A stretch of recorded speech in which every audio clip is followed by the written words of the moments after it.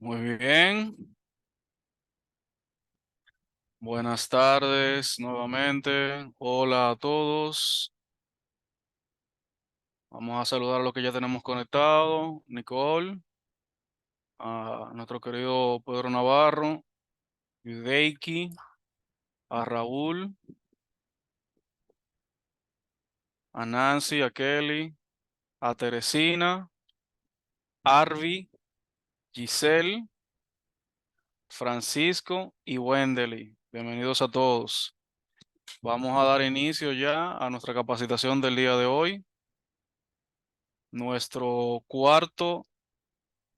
Este es el cuarto. Sí, yo creo que este es el quinto. Lo que pasa es que yo me perdí uno. Nuestra quinta sesión de nuestro programa de empresas familiares exitosas. Cortesía de Family Sapiens, Centro MIPYMES UCE, Ministerio de Industria, Comercio y MIPYMES.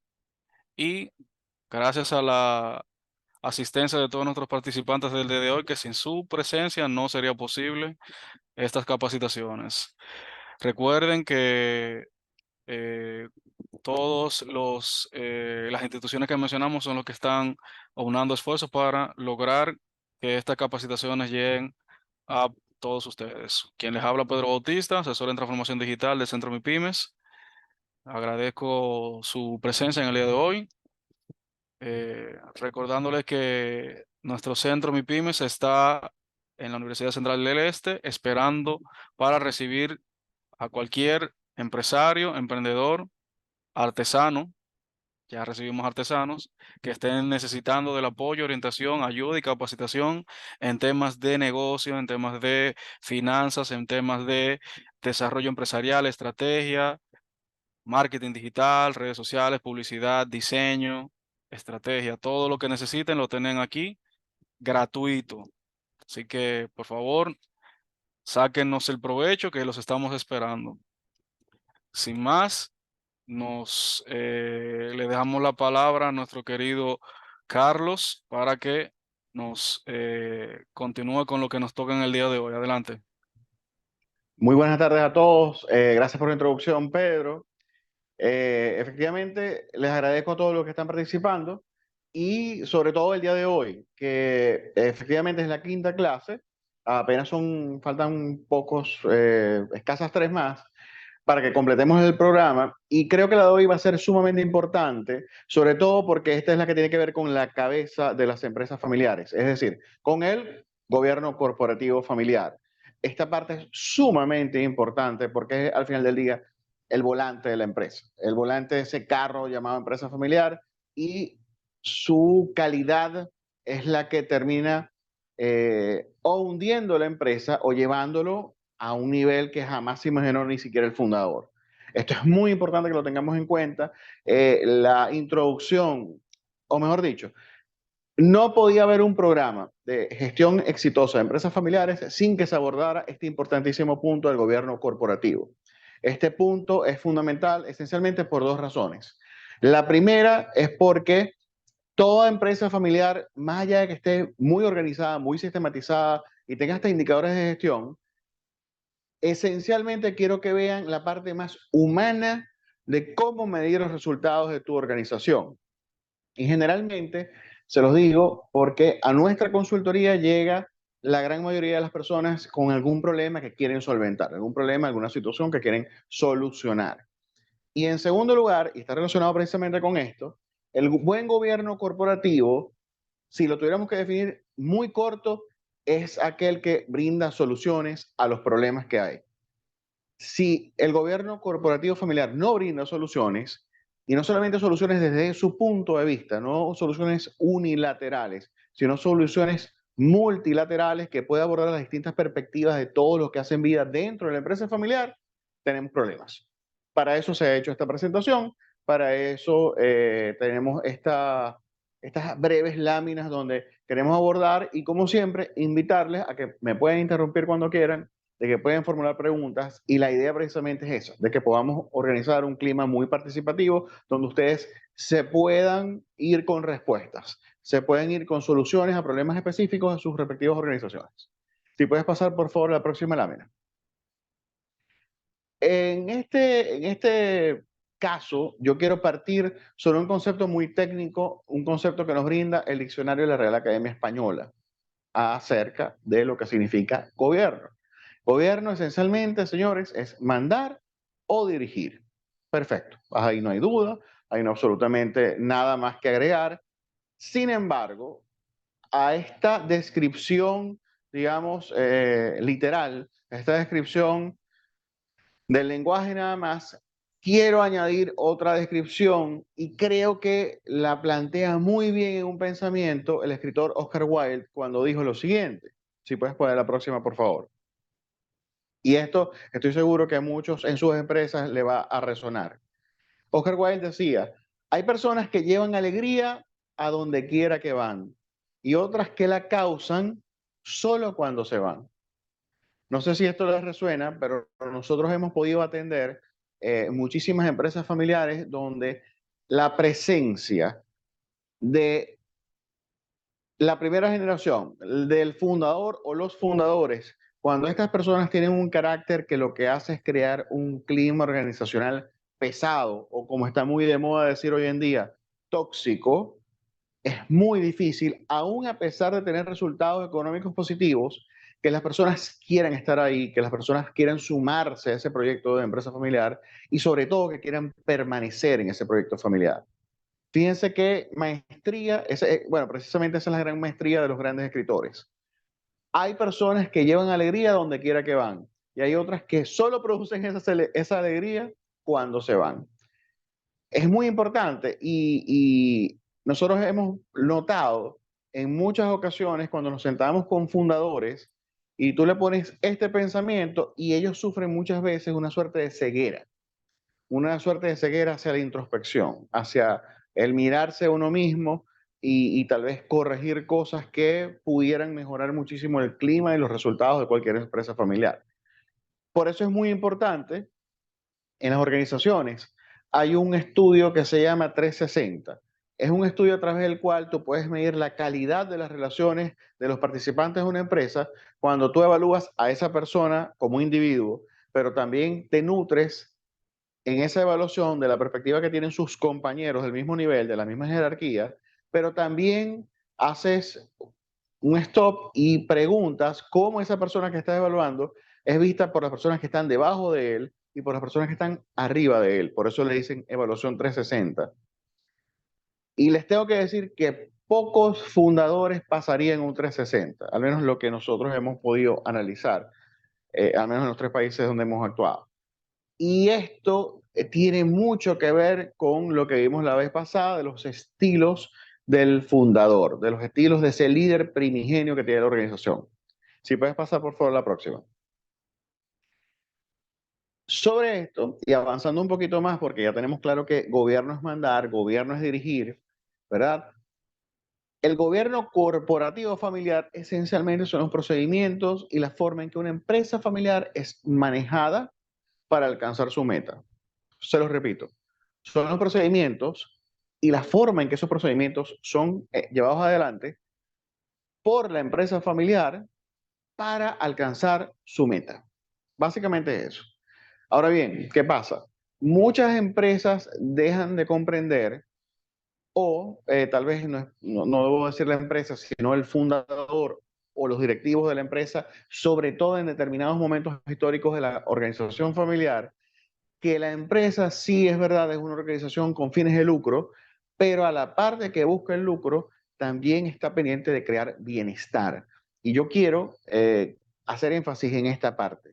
Esencialmente, un buen gobierno corporativo es aquel que busca producir bienestar, que me parece un concepto mucho más holístico, mucho más amplio, mucho más grande que hasta comprende la ganancia financiera, pero el bienestar también significa que los miembros de esa organización puedan tener una relación sana con sus familiares, con su esposa, con sus hijos.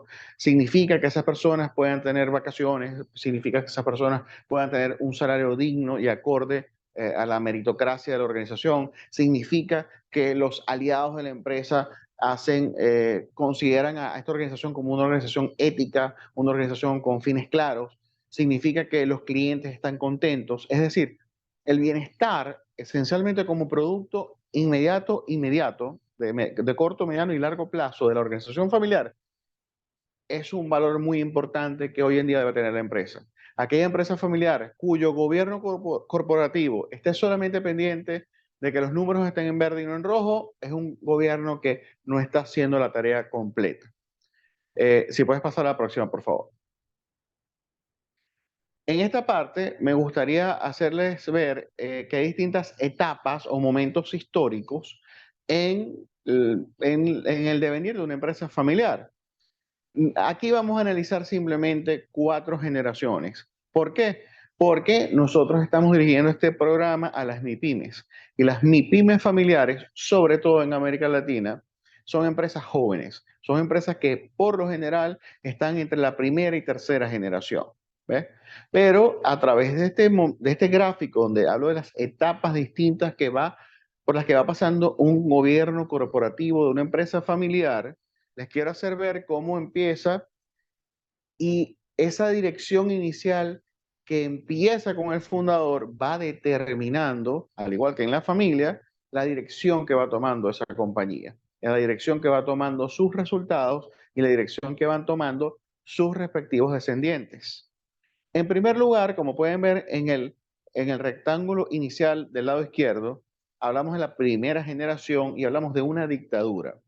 Sí, como en alguna vez les comenté, la dictadura o la democracia, estamos hablando de que son conceptos normalmente asociados más al campo de la política. Sin embargo, creo que son conceptos perfectamente adaptables que perfectamente explican el fenómeno, pero adaptado al ámbito de la empresa familiar. Cuando hablamos de la primera generación, estamos hablando de él o los fundadores. Y estas personas, efectivamente, por sus rasgos de personalidad, porque para ser fundador se tiene que tener hasta cierto punto una gran confianza en sí mismo, en algunos casos hasta un ego exacerbado, pero estas personas pudieran perfectamente trabajar para otro, estar metiendo currículum en empresas para trabajar a cuenta de otro, y estas personas no son así. Estas personas quieren ser su propio jefe, quieren construir algo, quieren dejar un legado. Y precisamente por eso la actitud de los fundadores es una de corte dictatorial, es una donde esencialmente lo que se establece en la primera generación es un régimen autocrático, es decir, no estamos hablando de que lleguen al punto del absolutismo de las monarquías europeas del siglo XVIII, pero parecido. Los fundadores son quienes dictaminan qué se va a hacer, cómo se va a hacer y cuándo se va a hacer. Y esto es completamente comprensible porque al final del día estas personas al principio no tienen mucho dinero para contratar otros para delegar y ellos son muchas veces microgerentes. Les quiero dar un pequeño inciso sobre esa palabra que no quiero que pase desapercibida, la microgerencia. Esto es muy normal que los veamos en las primeras y en las segundas generaciones de las empresas familiares. Por aquello de que hijo de gato, caza ratón. Al final del día, los estilos de crianza en la familia determinan tu comportamiento. Y aunque a veces, muy rara vez, la manzana cae lejos del árbol, por lo general cae cerca. ¿Qué quiero decir con esto? La empresa familiar, en primera generación es una organización que si no tuviera el fundador ese carácter, en ocasiones hasta agresivo, pero ese carácter de independencia, de soberanía, ese carácter de que él sabe lo que se tiene que hacer y sabe exactamente cómo ejecutarlo, es lo que le permite a esa primera generación fundacional haber construido la piedra angular de lo que pudiera ser una gran organización en el futuro. Fíjense una cosa no quiero pasar por alto. El ejemplo es histórico, pero cae perfectamente bien para ilustrar lo que les quiero decir.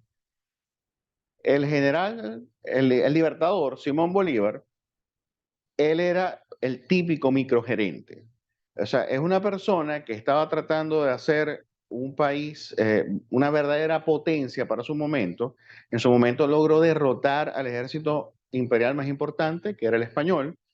Logró unir los territorios de la actual Venezuela, Colombia, Panamá, y Ecuador logró liberar, aunque no los unió, al Alto Perú, Bolivia hoy en día y Perú. Y bueno, tenía hasta ciertas pretensiones sobre las Antillas Mayores, como Cuba y también Puerto Rico, otras posesiones españolas en el continente. ¿Por qué hago este comentario? Porque alguien con un proyecto tan grande, con una meta tan grande y tan importante, estaba pendiente, y así lo demuestran muchas cartas. Les invito a leer un libro de de profesor Caballero, llamado Bolívar Empresario, muy, muy bueno, donde está esta anécdota que les voy a contar. Hay una carta donde él está hablándole a un general, diciéndole, por favor, no le compren los clavos de las herraduras de los caballos a, no sé, a Pedro. Cómprenselo, por favor, a Pablo, porque en la última batalla la calidad de los clavos de las herraduras de los caballos fue malísima y eso ocasionó que varias herraduras se salieran en plena batalla y hubo personas muertas a raíz de eso. Y yo cuando leo esas palabras, me llama mucho la atención y yo digo, esto es el epítome de lo que es un microgerente. Una persona no puede estar pendiente de lo macro y pendiente de lo micro. Una persona, si quiere que su proyecto sea sostenible en el tiempo, si el microgerente quiere que su proyecto sea sostenible en el tiempo, la microgerencia es algo que él debe abandonar. Porque fíjense cómo esta persona quería construir un bloque tan importante o más que los mismos Estados Unidos, un bloque con el que podía hacer perfectamente frente a cualquier nación europea, pero estaba pendiente de los clavos de las herraduras de un caballo en una batalla en el Alto Perú. ¿Qué les quiero decir? Eso es típico de la primera generación de una empresa familiar. Eso es típico del momento histórico de la dictadura. ¿Y qué pasa? Esa dictadura al principio funciona. Pero siempre hay momentos donde la empresa familiar o el futuro de la empresa familiar está comprometido para su engrandecimiento, para su trascendencia, para su prosperidad, es con la transición hacia la democracia. Y esto ocurre cuando viene ya la segunda generación y se integra a la operación de la empresa. Hay lo que llamamos la oportunidad democrática o el gran dilema que enfrenta toda empresa familiar en su devenir histórico. ¿Por qué el dilema? Porque tiene que elegir entre dos modelos.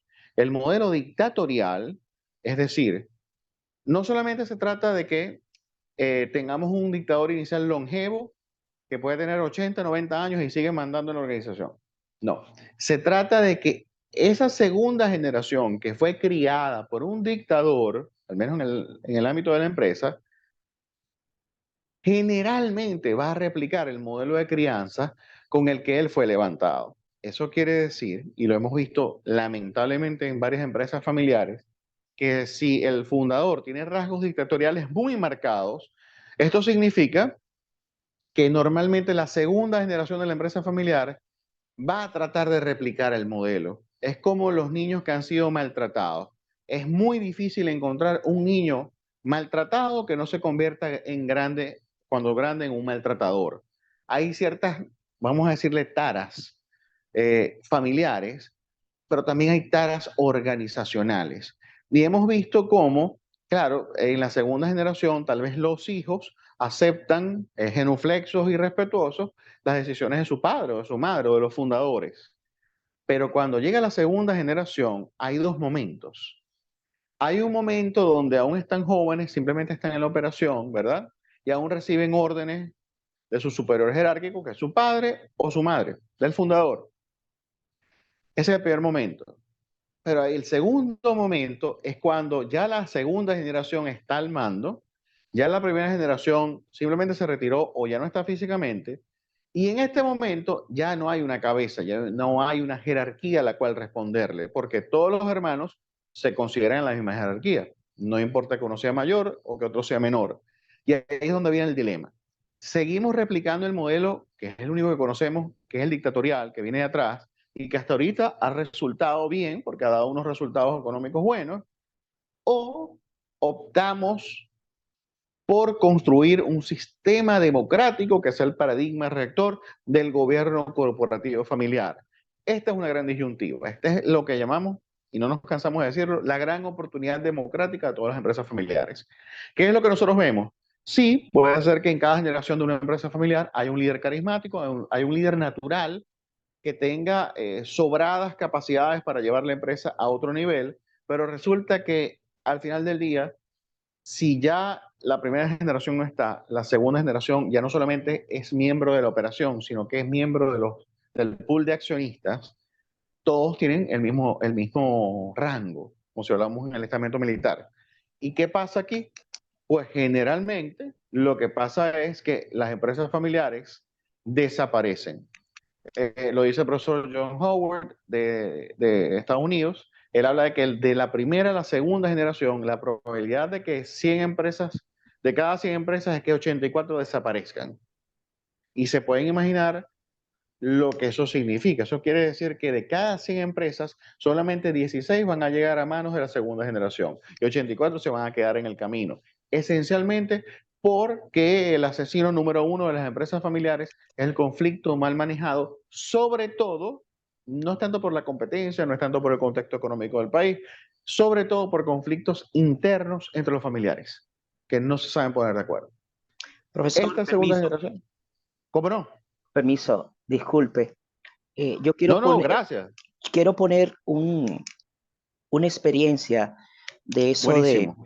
de la microgerencia y el complejo de Bob Bunny. A veces Ok. nosotros tenemos ese complejo de Bob Bunny que pichamos, que echamos. A veces las organizaciones pequeñas, a veces tenemos que ser Bob Bunny, es verdad, pero nos desgastamos y en vez de podernos a mover la caja, mover la caja registradora, que es lo que nos hace crecer como negocio, estamos pendientes en cositas pequeñas. Y ahí por ahí voy yo, de que esas cositas pequeñas no me distraigan tanto, sino que yo pueda delegar. Y ese complejo de Bosboni. Aquí hay una experiencia en San Pedro de Macorís, es con una familia muy tradicional que tiene un establecimiento comercial que va ya a la tercera, casi a la cuarta generación. Y ellos son mis clientes y yo frecuentemente he animado a esa tercera, a la cuarta generación, que ya va al establecimiento comercial. Y yo me río mucho porque él lo pone a surtir las góndolas, lo ponen a hacer cosas, usted lo ve pequeñito, así tienen 8 y 9 años, y usted lo ve realmente eh, accionando y haciendo parte ya de lo que será su propio negocio. Pero esa empresa tiene un gobierno corporativo donde hay jerarquía. Todavía la señora de la primera generación participa en esa toma de decisiones y realmente si ellos continúan con esa misma dinámica, yo creo que será no es una cuarta o una quinta generación, sino hasta que ellos entiendan. Y la otra es la misma Universidad Central del Este.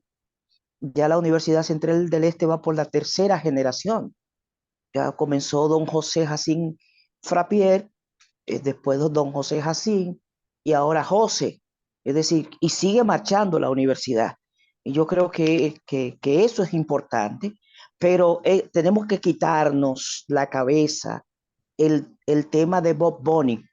Incluso, profesor, y disculpe que me extienda tanto, No te preocupes, no te incluso, preocupes. incluso a veces nuestras mismas autoridades eh, gubernamentales tienen el complejo como que si estuvieran gobernando el país como si fuera una empresa familiar, donde ellos creen que si no están desde la primera toma de decisión hasta la última, las cosas no se dan.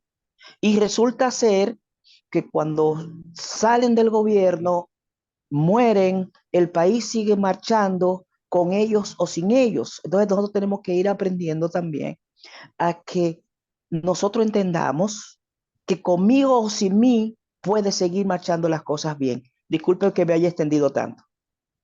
Al contrario, te agradezco muchísimo el comentario y más bien invito a los demás participantes a participar. Creo que eso más bien enriquece muchísimo la conversación. No se convierte nada más en un monólogo. O sea, por supuesto, por el tipo de modelo que estamos haciendo, virtual, síncrono, obviamente esto tiende a ser, como decían antes, el Magister Dixit. Uno va tratando de dar toda la información posible, ¿no? Pero creo que de estas discusiones al final del día todo el grupo se enriquece, porque escuchan una experiencia distinta, una visión distinta a lo que yo también te estoy planteando. Es muy normal que la microgerencia esté presente en nuestros modelos de negocios como empresas familiares en América Latina. Es muy normal, me gusta esa expresión, de ser como esa comiquita de Box Bunny, donde él venía, pichaba, él bateaba, él atajaba, él hacía de todo. Y eso es muy normal y esencialmente, si vamos a las raíces de eso, nosotros hemos identificado en nuestra práctica profesional tres razones. La primera, ¿verdad? Hay una etapa inicial donde esencialmente, así tú quieres ayuda, no tienes cómo pagarla. Entonces es comprensible que tú no puedas delegar una tarea. En segundo lugar, vemos que cuando ya existe el dinerito para poder hacer esa delegación, lamentablemente no hay manuales de procedimiento, no hay descripciones de cargo, no hay organigramas relacionados, no existe una estrategia organizacional. Entonces, por supuesto, es muy difícil que tú delegues un arte. O sea, si tú eres un escultor, la calidad, o sea, imagínate algo tan difícil como pintar. Tú quieres hacer esta pintura. ¿Cómo hago yo para que pinten como yo? Cuando el empresario familiar empieza a comprender que lo que él hace es menos arte y más ciencia, es estandarizable, es posible ponerlo en blanco y negro, es posible convertir las cosas que yo creo de manera sistemática en blanco y negro y yo poder delegarlo y poder supervisarlo, es cuando se da el salto.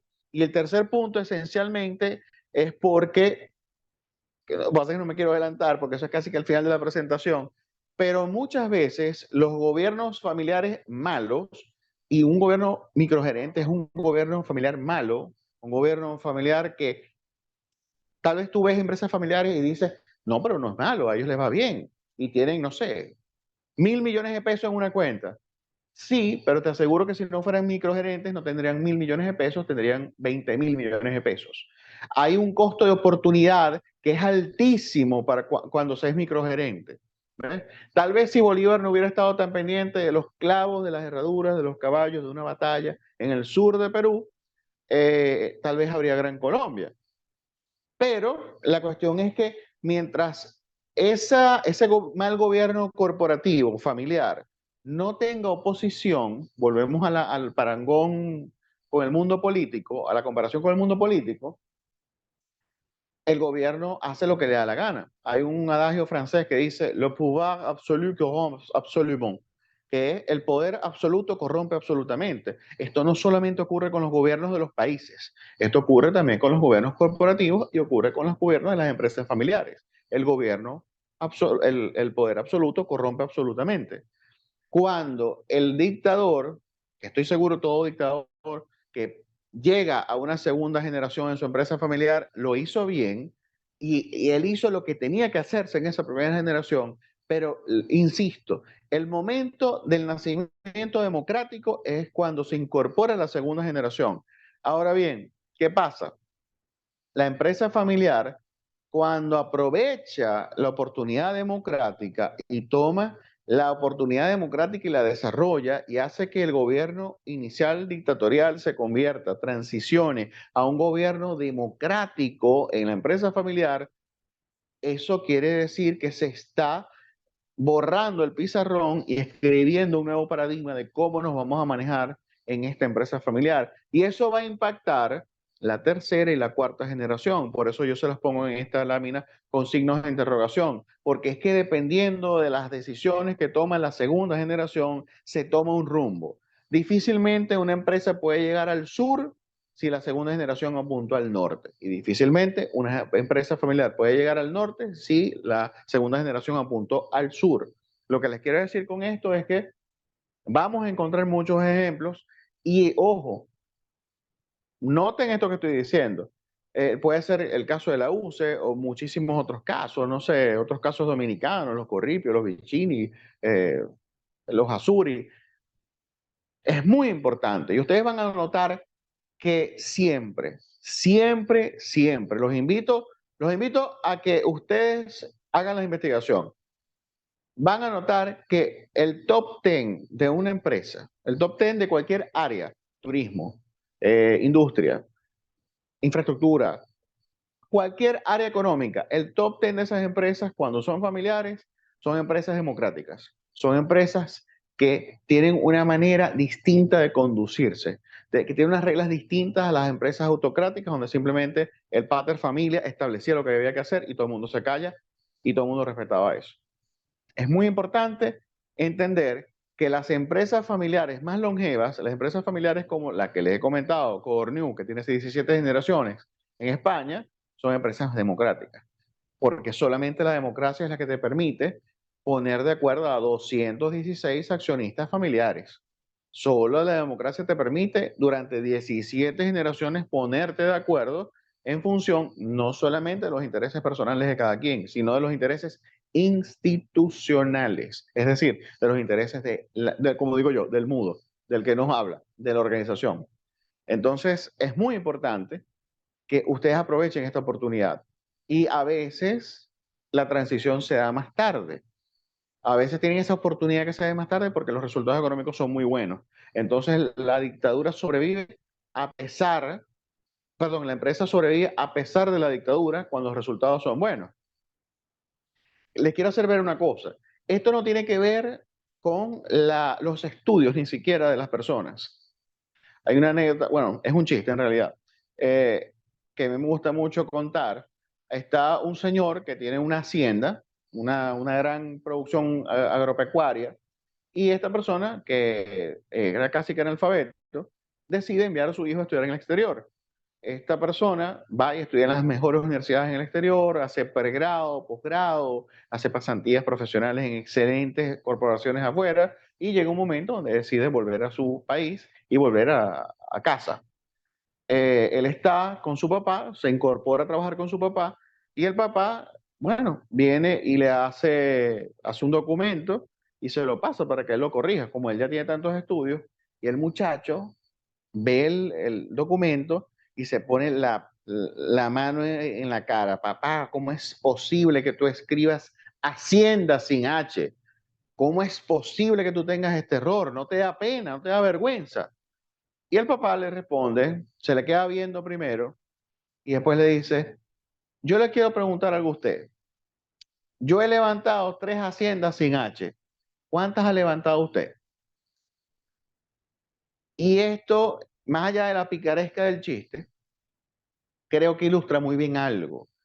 No se necesita un doctorado o un MBA en Harvard para llevar adelante un negocio.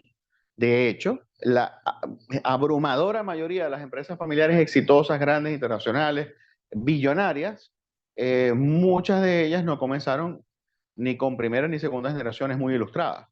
Eso quiere decir que el, cuál es el modelo ideal a seguir. Pues si me pones la próxima lámina, por favor.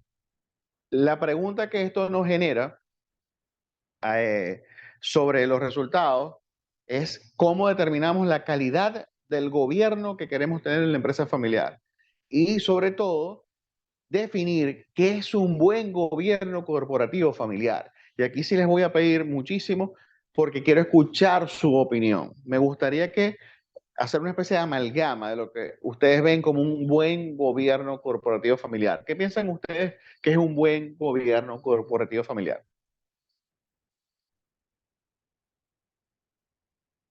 Sin pena.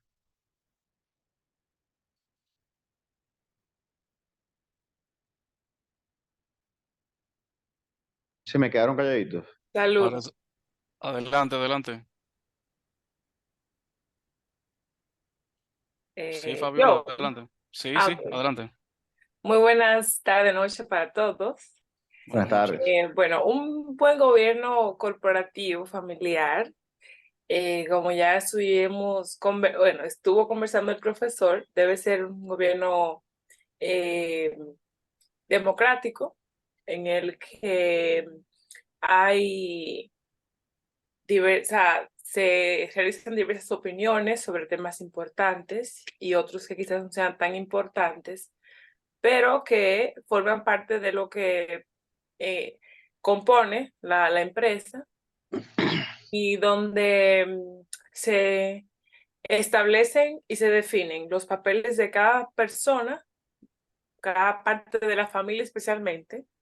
Lo digo porque, por ejemplo, mis hermanas y yo somos 3 chicas estamos prácticamente heredando un negocio familiar y ya eso lo tenemos definido. Creo que eso es muy importante porque ahí aprendes a tratar las cosas fuera del ámbito familiar. Y obviamente creo que eso también desarrolla el comportamiento como persona hacia tu familia, porque a veces en la confianza de que es familia, se puede perder la compostura de hablar o de hacer las cosas sin herir o tomando en cuenta ese tipo de detalles, que obviamente si fuese una persona distinta a la familia, uno los toma en cuenta. Y creo que eso nos ha funcionado bastante. O sea, nosotros nos reunimos, independientemente si estamos bien como hermanas o no, hay que trabajar juntas y dejar esa parte de lado. Gracias. Bueno, tocaste puntos muy interesantes, pero quiero comenzar por lo último. Fíjate que tú dices, aunque no estemos muy bien en algún momento determinado como hermanas, si hay que reunirse en pro de la compañía, lo hacemos. Y si hay que tomar las decisiones y formar el consenso necesario para tomar las riendas de algún asunto de la compañía, lo hacemos. Y eso se llama profesionalismo. Y eso es un indicativo importantísimo de que tienen la actitud correcta, que es un elemento fundamental para que la empresa familiar pueda sostenerse en el tiempo, para que esta trascienda, ¿ves? Ahora, me llamó mucho la atención que también hablaste, en primer lugar, hablaste de la democracia, que ya voy a abordar eso, pero también hablaste de la repartición de los roles. Y creo que ese es uno de los lugares más importantes en los que se define un buen gobierno corporativo. Porque la antítesis de la microgerencia es poder repartir en varias personas capaces los roles que son necesarios para que la empresa pueda cumplir su misión, ¿no? Y eso es muy, pero muy importante. Muchas veces vemos a una cacofonía donde una persona, es como decía el participante anterior, tiene el síndrome ese de Box Bunny, donde él quiere ser el bateador, el novio de la madrina, el que corre, el que picha, toda esta cosa.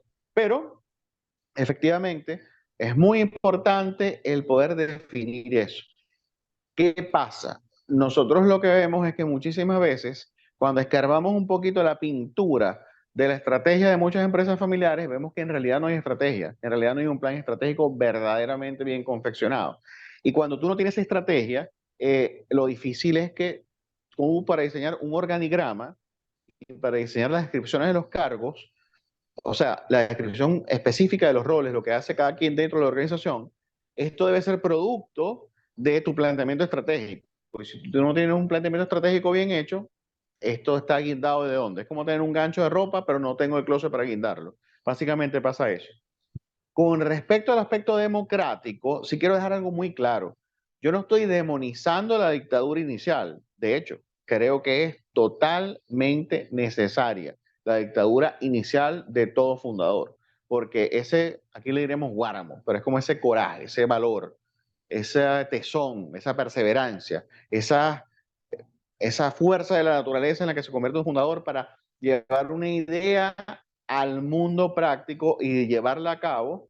Yo creo que eso solo lo hace un dictador. Difícilmente veo a alguien, a un grupo de demócratas llevando eso adelante desde el principio. Pueden haber casos, por supuesto, pero yo diría que la excepción es eso y la norma es que un dictador benévolo del principio es necesario en la historia de toda empresa familiar. Lo que sí digo es que llega el momento en la historia específica de cada empresa familiar, porque cada empresa familiar es distinta, no solamente por lo que hacen. Uno puede hacer, no sé, salvavidas y la otra hace aviones.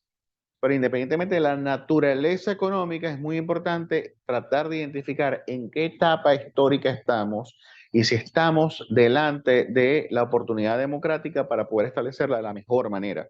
Por lo que tú me estás comentando, pareciera que ustedes en esa segunda generación están votando efectivamente por el sentido democrático. Ustedes tres se sientan, ustedes tres forman consenso, ustedes tres tienen problemas y los resuelven. Y eso es una semilla democrática. Lo que pasa es que una semilla no es un árbol.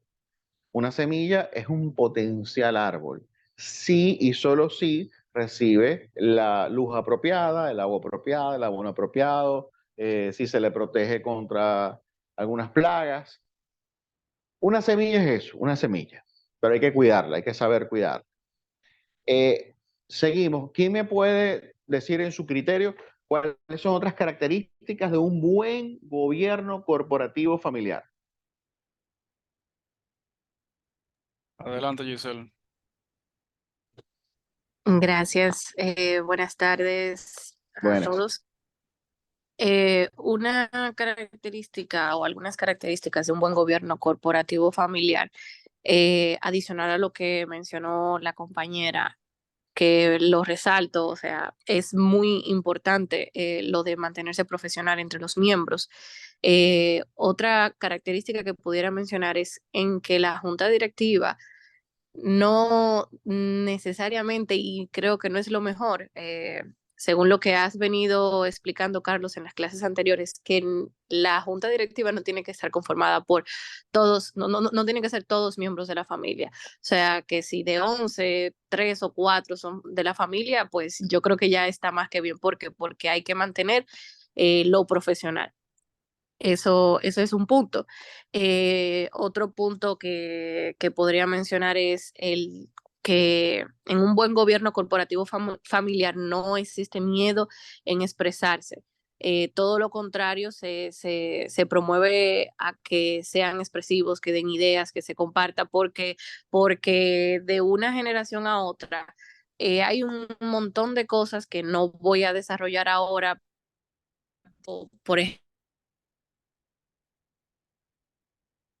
Creo que hay un lo es problema de más. audio.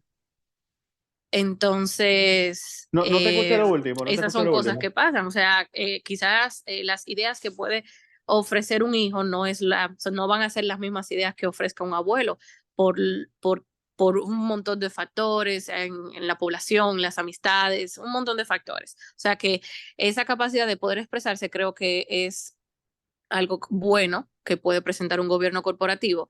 ¿Y qué más? No sé, rendir cuentas, aunque nosotros mismos, o sea, los mismos miembros quizás de la junta directiva o los mismos miembros familiares que estemos en la empresa, rendir cuentas a los demás. O sea, no creer que todo lo que estamos haciendo quizás esté bien. Tener transparencia y nada, la cereza, que siempre lo dices y lo reitero, tener un plan de acción a corto, mediano y largo plazo. ¿Por qué? Porque la organización y la planificación son indispensables.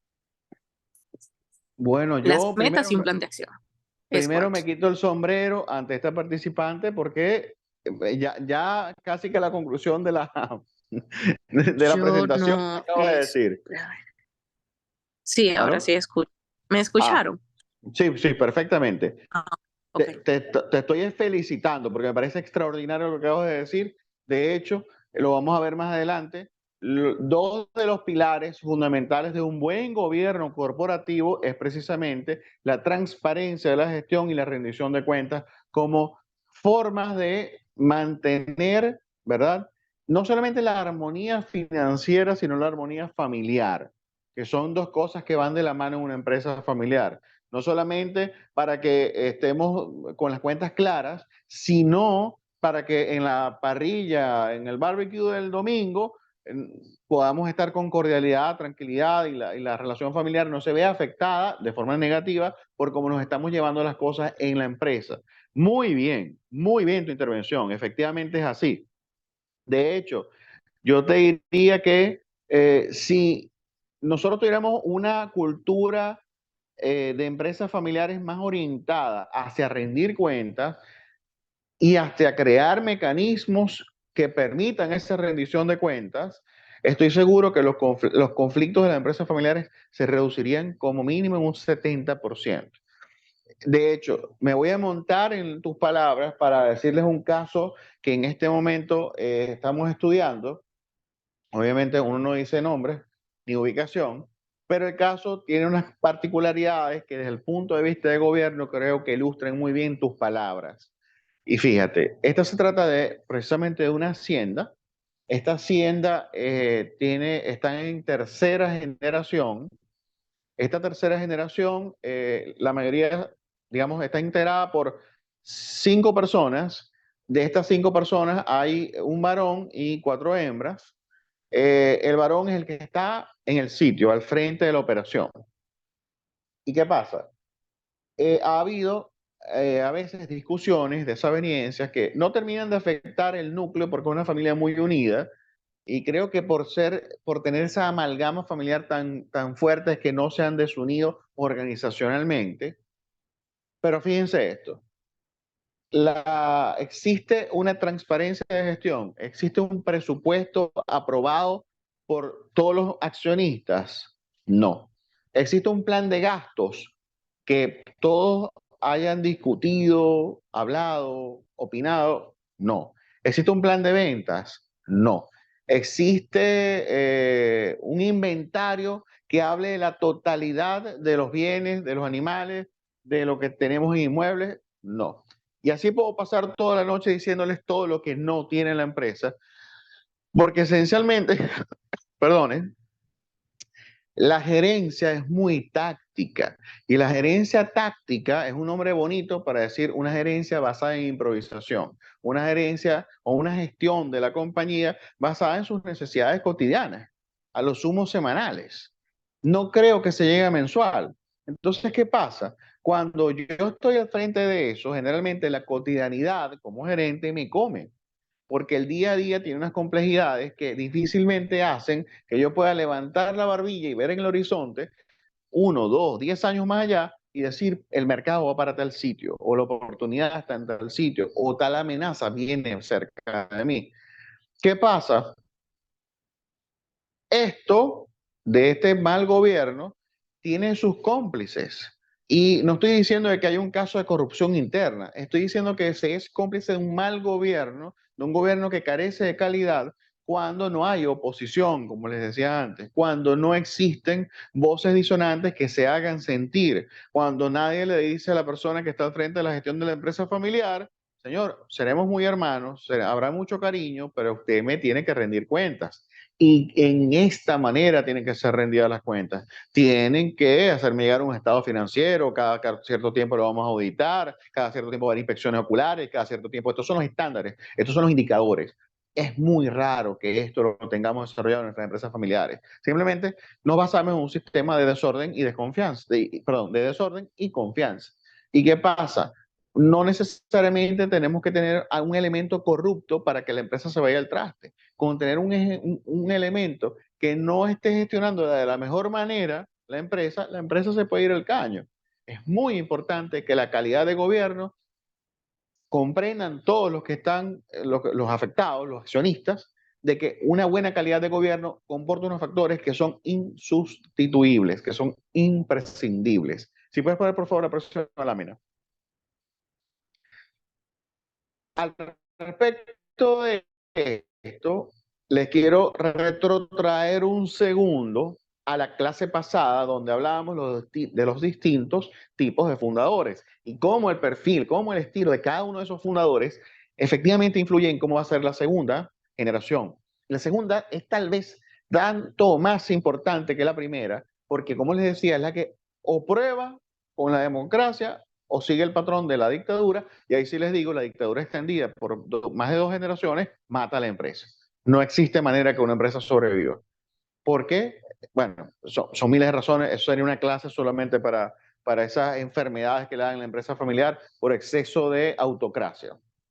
Pero sí les quiero refrescar esto, sobre todo porque quiero que tomen en cuenta que esas personas, no sé, de 20 y pico, 30 y pico, 40 y pico y hasta 50 y pico años de la segunda generación, en algún momento fueron niños, en algún momento les dieron tal vez un golpe, un correazo, en algún momento los mandaron a callar sus superiores, en algún momento su estilo de crianza produjo una personalidad.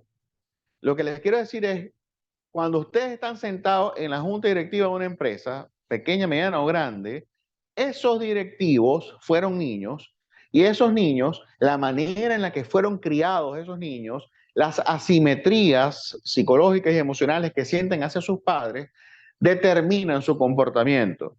Un niño que haya sido criado por un padre estilo dictador no tiene nada que ver con un niño criado por un padre estilo embajador.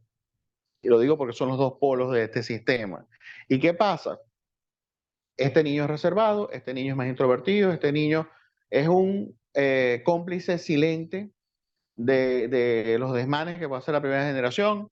Este niño, al final del día, es un niño bastante cobarde para hacer planteamientos, así vea que las cosas no están marchando bien, y todo lo contrario, lo diametralmente opuesto, es aquel niño, y ahora adulto, que fue criado por un modelo embajador, donde se le instaba a participar, donde es importante cometer errores y verlo como un peldaño más de la escalera de aprendizaje, donde esta persona se le hace una incorporación temprana, como la que dijo uno de los participantes, en la organización, para que también temprano no solamente adquiera conocimientos y prácticas importantes que tienen que ver con el negocio de la familia, sino para que también temprano identifique si quiere estar ahí o no en el futuro. Y eso es muy valioso. Y si la persona quiere estar dentro de la organización con el modelo embajador, que Dios me lo bendiga. Y si no quiere estar, que Dios me lo bendiga también.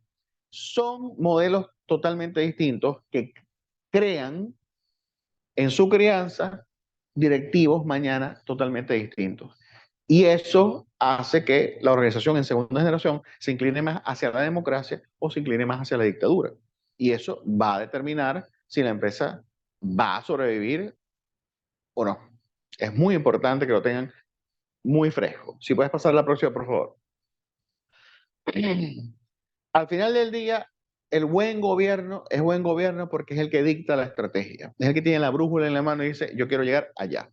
Cuando es primera generación, esa primera generación no tiene que hacer consenso con nadie. Yo digo que vamos al norte y al norte que vamos.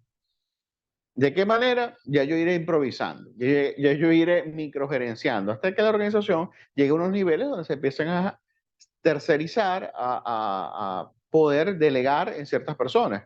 Hay áreas normales que se delegan. La contabilidad, recursos humanos, cuestiones de operaciones, pero siempre el aspecto estratégico queda en manos de los accionistas. ¿Qué pasa? Si puedes poner la próxima, por favor. ¿Qué pasa? Como decía Séneca, nada más y nada menos que el maestro de Julio César, no hay buen puerto para el barco que no sabe a dónde va. Esto es supremamente importante, porque qué tan útil es la brújula si yo no sé a dónde quiero ir. Y muchas personas tienen, a ver, no se trata, la estrategia no se trata solamente de saber si yo estoy en el punto A, identificar cuál es el punto B al que yo quiero llegar. Se trata, y me van a decir que soy un necio y tal vez tienen razón, pero se trata de, además de haber identificado el punto B al que yo quiero llegar, se trata también de elaborar, de diseñar y de probar, porque al final del día estamos prototipando una manera de llegar a Roma, un plan, ¿verdad? Y un plan, como les he dicho, que no está escrito en piedra, un plan que responda a los cambios de la táctica, al dinamismo de los cambios. ¿Qué pasa? Cuando yo simplemente identifico dónde quiero ir y no tengo el plan, entonces cualquier puerto me sirve, porque este barco de verdad no sabe a dónde quiere ir. ¿Ves?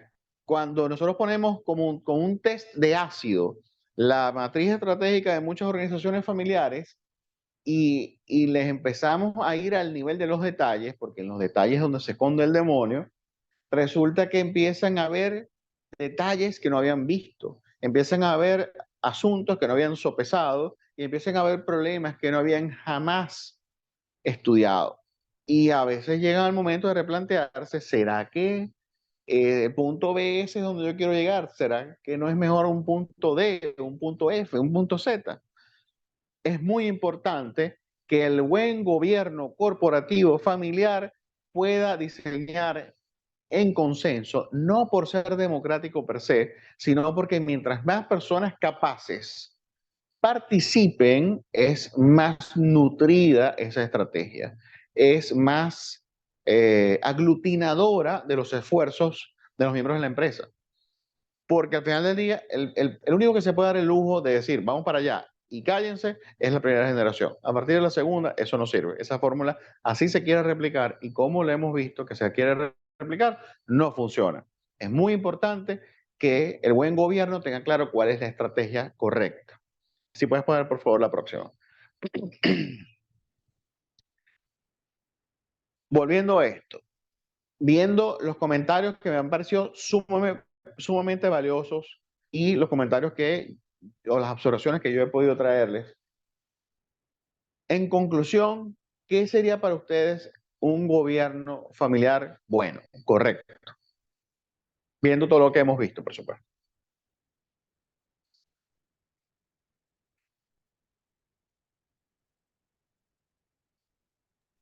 Yo dejaré que los demás hablen, ya yo hablé. De todas maneras, si quieres completar tu idea, bienvenida. Y por favor, no se den tan pena. Cualquier comentario es bienvenido. Precisamente lo que quiero es fomentar esta discusión.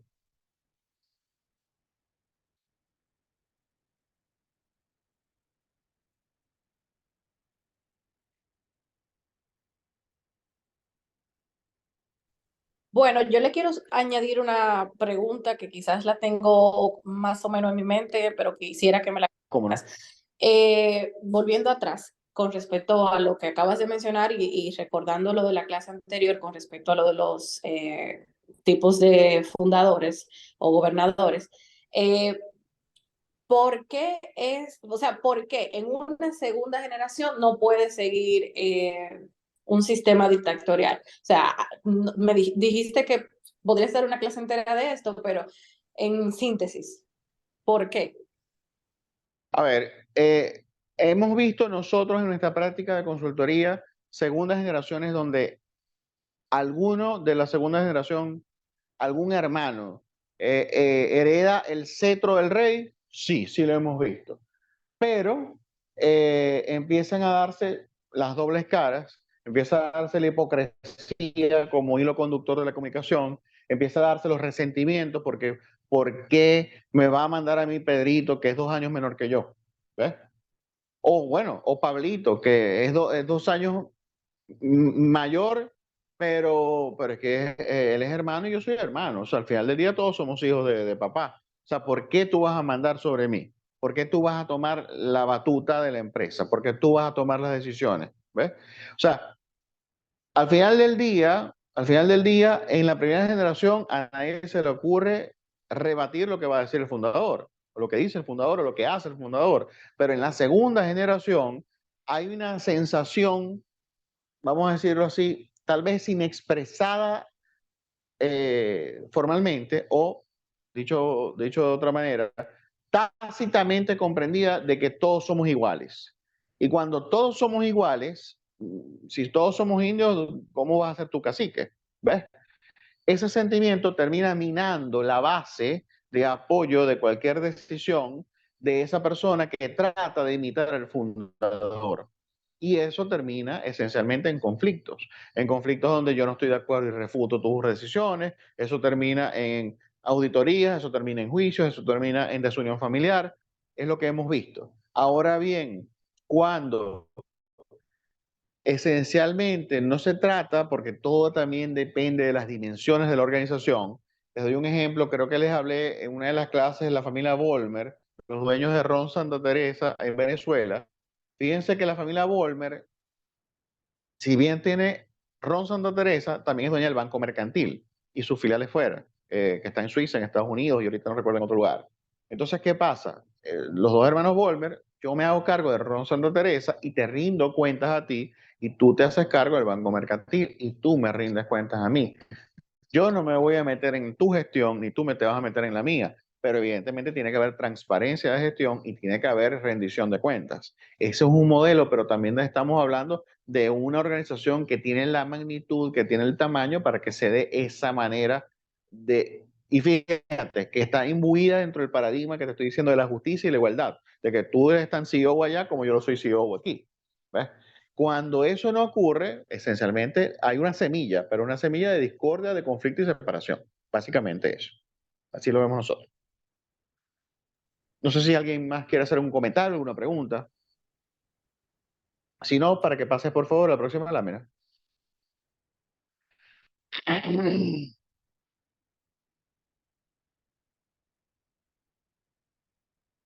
Pedro. La anterior. Esta. Básicamente les quiero hacer ver, y esta es una manera muy sencilla y didáctica de comprender lo que es un buen gobierno corporativo familiar, que es aquel que trae los mejores resultados. ¿Pero en qué dimensiones? Básicamente en dos dimensiones, que son estas que les estoy planteando aquí. Primero, la dimensión financiera, porque evidentemente una empresa familiar es una organización con fines de lucro. Una empresa familiar, mientras crezca y prospere desde el punto de vista económico, está dando resultados y eso significa que el gobierno lo está haciendo bien. Es la primera dimensión, sin lugar a dudas. Porque nada hacemos con una empresa que todo se lleve muy bien, que todo sea muy chévere, pero que está quebrada económicamente. Obviamente el pilar fundamental es el resultado financiero. En segundo lugar, y después del resultado financiero, tenemos, o bueno, en muchos casos en paralelo, el resultado humano. Y el resultado humano, esencialmente planteado en términos de armonía, en términos de justicia y en términos de buen clima organizacional. ¿Ves? Eso significa que las personas que laboran dentro de la empresa familiar, sobre todo los familiares que laboran dentro de la empresa, sienten que están en un lugar correcto, que es un lugar donde las cosas están bien y pueden ir mejor, que son parte de una organización que les motiva, de una organización que les aporta de forma justa, les retribuye de forma justa el aporte que ellos hacen en su tiempo y esfuerzo, y sobre todo donde hay, y no me voy a cansar de decir esto, una noción de justicia, de meritocracia. ¿Ves? Es verdad que las empresas familiares están plagadas de personas en altos cargos porque tienen el apellido del fundador. Pero, como lo dice el profesor Ivan Landsberg, el nepotismo con excelencia cambia las reglas del juego. Porque entonces cuando yo estoy aquí, no solamente porque mi apellido es González, sino porque además de que mi apellido es González, yo cumplo las leyes del modelo vocacional meritocrático que les comentaba al principio del programa, es decir, tengo las capacidades académicas y de experiencia para estar aquí y además quiero estar aquí, eso es otra cosa. Esto es otra cosa. Básicamente, y esta es la mejor y más rápida manera de dilucidarlo, el buen gobierno corporativo familiar es el que te da buenos resultados financieros y buenos resultados humanos. Si puedes, por favor, la próxima lámina. Ahora bien, para ir un poquito más en profundidad, hacemos igualmente un poquito de historia reciente y hablamos recuerdan el esquema, el eje X y Y que les hablamos en la clase pasada sobre las relaciones funcionales y disfuncionales y cómo estas hacen que la organización avance o hacen que la organización se frene. Básicamente, señores, un buen gobierno corporativo es el que ustedes van a ver en las empresas tipo 1. Es un gobierno efectivamente de talante democrático, es un gobierno donde existe respeto entre los miembros, es un gobierno que tiene clara la meta a la que quiere llegar y el cómo, es decir, tiene un plan bien desarrollado que no está escrito en piedra, que se adapta a los dinamismos de los cambios del mundo. Además de esto, es una empresa que no tiene miedo en hacer planificación sucesoral. No piensa que lo están matando en vida, sino que quieren dejar también un plan, no solamente de cómo llevar la gestión de la empresa hoy, sino de cómo vamos a transmitir el patrimonio y la capacidad de gestión que tenemos hoy acumulada de una generación a otra, para que la otra generación que viene, que va a tomar las riendas en el futuro de la empresa, no empiece de la misma altura que nosotros, sino que empiece con 3 pisos más arriba. Esencialmente, esta organización tipo 1, desde el punto de vista de los resultados financieros, fíjense que si se puede notar, el eje X es el que habla de la sostenibilidad, es decir, la trascendencia en el tiempo, y el eje Y habla de la prosperidad. Es decir, la empresa tipo 1 es una empresa que logra que su equipo humano la pone, ¿verdad?, a trascender en el tiempo con muy buenos resultados económicos. Eso es una empresa que está siendo liderada por un buen gobierno corporativo familiar. Lo que se aleje de eso, lo que tenga menor calidad, empresas tipo 2 y empresas tipo 3, efectivamente son empresas que ustedes van a notar que tienen modelos de gobierno más dictatoriales, más autocráticos, más absolutistas, donde la gente en realidad tal vez haga una cara, pero que sienta adentro es otra cosa. Si puedes poner por favor la próxima lámina. Básicamente, y por eso le felicitaba a la participante que habló de estos elementos antes, Si tú quieres hablar de cuáles son los elementos constitutivos de un buen gobierno corporativo familiar, tienes que hablar de tres cosas. En primer lugar, de una capacidad, de una buena capacidad de la organización de tomar decisiones. Nosotros hemos visto en nuestros clientes como empresas pequeñas, empresas medianas, se toman muchísimo más tiempo que una empresa grande en tomar decisiones. Nos llama la atención muchas veces la lentitud y la burocracia de las empresas familiares para tomar decisiones. Y para tomar decisiones no solamente rápido, sino decisiones de alta calidad. Y esto tiene mucho que ver con la microgerencia. No me quiero ir muy por el tema de la regla de las 10.000 horas, pero aquellos que no hayan escuchado de la regla de las 10.000 horas, les invito muchísimo a leer lo que les caiga en la mano de Malcolm Gladwell. Este científico habla esencialmente de que una persona, ¿verdad? Para poder alcanzar un nivel de maestría, de brillantez en lo que haga, él toma el ejemplo mucho del intérprete de violín, es una persona que tiene que haber pasado una cantidad de horas determinadas practicando con la intención clara e indeclinable de mejorar de forma continua para llegar a una meta determinada. Y él habla de cómo, tal vez la cifra no es así, pero para ilustrarles el ejemplo, una persona que toque violín y ha practicado, no sé, unas 2.500 a 3.000 horas, es un buen ejecutante de violín. Una persona que haya practicado de 3.000 a 6.000 horas es un muy buen practicante de violín.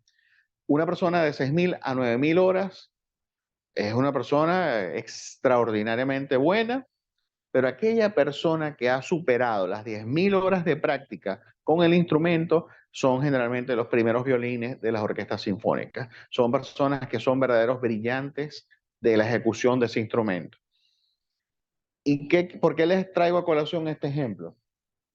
Porque una empresa familiar cuando nace y empieza a hacer, ¿qué les digo yo? Muebles, empieza a adquirir un know-how, empieza a tener una curva de aprendizaje, empieza a tener ciertos desarrollos importantes, innovaciones, pero imagínense la calidad que puede alcanzar una empresa en sus decisiones y en su ejecución cuando tienen 4, 5, 10 o 15 generaciones. Imagínense el nivel de error en sus procesos es lo más cercano a cero posible. El nivel de conflictividad es lo más cercano a cero posible. En esencia, estamos al frente de ejecutantes brillantes porque han logrado acumular un tiempo valiosísimo en la ejecución, para la redundancia, de lo que hacen. Esto depende directamente de la toma de decisiones, de la rapidez y la calidad de sus decisiones. Y el mejor sistema, llegar a la segunda generación, sin lugar a dudas, es el democrático. De hecho, hemos logrado presenciar, casi excepcionalmente, pero hemos logrado presenciar cómo muchas veces los programas de sucesión, los planes estratégicos y el nacimiento de la democracia, cuando el dilema se presenta, cuando este proceso es dirigido por el fundador, porque hay fundadores con un talante democrático llegado a una madurez de sus hijos, esto es el mejor de los casos, el mejor de los escenarios, donde estas personas entienden que la toma de decisiones no solamente es un privilegio, sino que es un derecho que deben tener solamente los más capaces y que si estas decisiones son tomadas en el marco de la democracia y la justicia, la empresa sobrevive, crece y prospera. En segundo lugar, tenemos la transparencia de la gestión. Muchas veces, no sé si les pasará a ustedes en sus empresas familiares, pero lo hemos visto en nuestra práctica profesional, muchas veces las empresas familiares son bien opacas con respecto al manejo del dinero. A veces nosotros hemos visto casos donde se hacen gastos y no hay factura, hemos visto casos donde se hacen erogaciones de dinero a cuestiones personales con el dinero de la compañía, cuestión que no debería ser.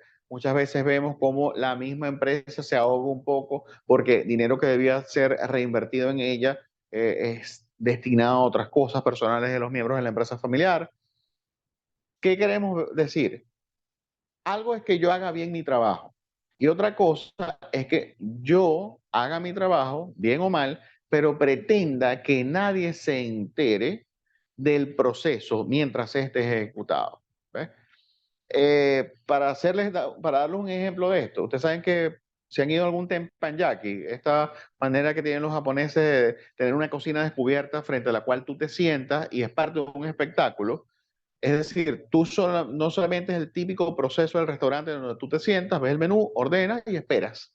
Y tú no ves la cocina jamás, ni tienes contacto. El teppanyaki te permite a ti ver el proceso de elaboración del plato que tú ordenaste. Porque al final del día, todo accionista de una empresa familiar quiere un resultado. Y tú estás claro del resultado que te gustaría tener. Pero resulta que hay veces que te llegan con la orden equivocada. Lo bueno del teppanyaki aplicado, es decir, de la transparencia de la gestión, es que no me voy a enterar de los resultados una vez estos se produjeron. Es que mucho antes yo soy parte del proceso y puedo observar, porque no hay barrera alguna, no hay opacidad, cómo se hace el plato que yo quiero que me sirvan. Y eso permite, si hay alguna desviación del proceso, corregir, hacer sugerencias, regañar. Pero esto es fundamental. Y si hay un lugar opaco en la administración moderna, es la empresa familiar, donde si yo te exijo cuentas, si yo te exijo transparencia, pareciera un acto de desconfianza. Y no, señores, esto es una actitud que tenemos que erradicar por completo. El hecho de que haya transparencia de gestión, de que yo vea el proceso, de que yo vea cómo está siendo elaborado el plato, más bien minimiza la posibilidad de que haya errores, minimiza la posibilidad de retardos y aumenta la confianza, que está determinado que sin lugar a dudas la confianza es un activo de toda empresa familiar. A mayor confianza, mejores resultados. A menor confianza, más cerca están de quebrar todos. Y en tercer lugar, está no solamente el hecho, como la transparencia de gestión, que yo te la tengo que exigir, está el hecho de que tú como gestor de la empresa familiar, porque puede darse el caso, como les estaba diciendo, de esta persona que estaba al frente de la empresa y las hermanas no, yo tengo el deber moral, financiero, fiduciario, legal, de rendir cuentas dentro de los parámetros que el ente decisor de la empresa, la junta directiva, decida, ¿verdad? Dentro de los lapsos que también se decidan. Tal vez yo tengo que rendir cuentas de manera mensual, trimestral, semestral, ¿ves? Pero es muy importante que yo, además de permitir la transparencia de la gestión como un derecho de mis eh, coherederos o codueños, también de que de mí nazca como gestor, como CEO de una empresa, el poder yo estar rindiendo cuentas y presentando cómo está mi gestión. Esta tríada, este taburete de tres patas es fundamental en todo buen gobierno corporativo familiar. Si ustedes, señores, en este instante ven que falta alguno de estos elementos, falta la capacidad de decidir rápido y con calidad, falta transparencia de gestión o falta rendición de cuentas, es importante que hagan su respectiva tarea y empiecen a implementar mecanismos, sistemas y procedimientos dentro de sus respectivas empresas familiares para que esto deje de ocurrir, porque esto es un indicativo fundamental de que su empresa va a estar o bien gobernada o mal gobernada, sin nada en medio ni grises, tan sencillo como eso. Si voy a poner la próxima lámina, por favor. Simplemente les quiero dejar este pensamiento de Víctor Hugo, gran escritor francés, que a mí me impactó mucho porque es una verdad como un templo. Y dice, entre un gobierno que lo hace mal, fíjense, y un pueblo que lo consiente, hay una cierta complicidad vergonzosa. Muchas veces las empresas familiares no es que nadie se dio cuenta que algo pasaba, no es que se nos pasó por delante y nadie lo notó, que estaba siendo mal gestionada y que el gobierno no estaba haciendo su trabajo. Generalmente, casi que en el 100% de los casos, las personas sí saben que la empresa está siendo mal gobernada, como el cuento aquel de que el rey está desnudo. Todo el mundo ve que el rey está desnudo, pero muy pocas personas tienen el valor de decirlo.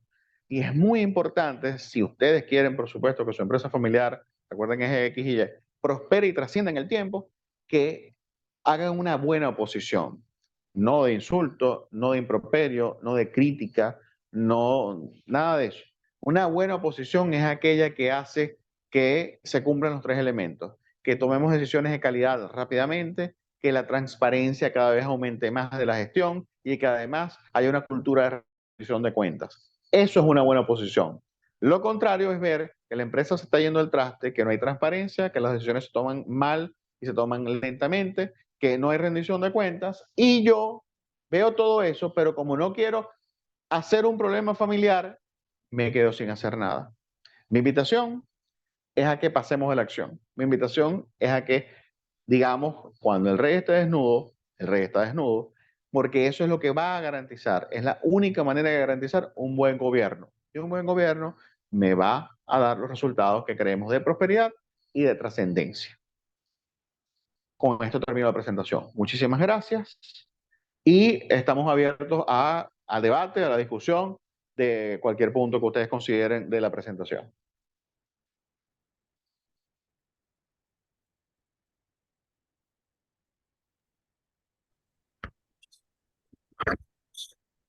Muchísimas gracias, Carlos. Vamos a ver si tenemos algún tipo de pregunta final, comentario. Sin miedo, sin timidez, yo no muerdo. Adelante, Giselle. Gracias. Carlos, yo no tuve la oportunidad de participar en la primera clase, aunque ya sí la vi en el video. Y recuerdo, y lo has mencionado en cada clase, que acerca del tablero de control de la empresa familiar. Yo quisiera saber si has hablado de un formulario que has compartido a los compañeros. No sé si hay posibilidad de que pudiera tenerlo, o no sé si me lo pudieran hacer llegar. Eh, Se los agradecería mucho, el formulario que hicieron los compañeros. ¿Cómo no? Le doy mi correo. No te Bueno, preocupes, Giselle, nosotros nos ajá, encargamos. Está en el grupo, yo lo que voy a hacer es publicarlo de nuevo para que tú lo puedas ver, porque como tú entraste después de que se pasó el formulario. Perfecto, perfecto. Bueno, de hecho, Giselle, sería extraordinario si no solamente tú, porque entiendo que estaban como 40 inscritos, pero solamente 24 personas llenaron el formulario. Lo ideal sería que absolutamente todos los participantes lo hubieran llenado para poder tener una data lo más fidedigna posible de este grupo en relación a esas 8 variables de éxito. Ok. No se Ah, preocupen, yo lo voy a colocar nuevamente en el grupo, en el grupo de WhatsApp, y ahí puedan quienes no han completado el formulario, que por favor lo terminen de completar. Perfecto, perfecto. Está aunque bien. yo no tengo una empresa familiar actualmente, podríamos decir, estoy en la etapa dictatorial, lo lleno. Sí, claro. Ok, perfecto. ¿Algún otro comentario? ¿Alguna pregunta, ¿Preguntas? comentario? ¿Dudas? Parece que todo quedó bien claro. Crystal clear. Eso parece nada, entonces podemos dar por terminada la capacitación del día de hoy. Muchísimas gracias a todos los participantes. Gracias a Carlos, gracias a todos los que nos acompañaron y no se preocupen que nos vemos en nuestro próximo compromiso con la clase número 6.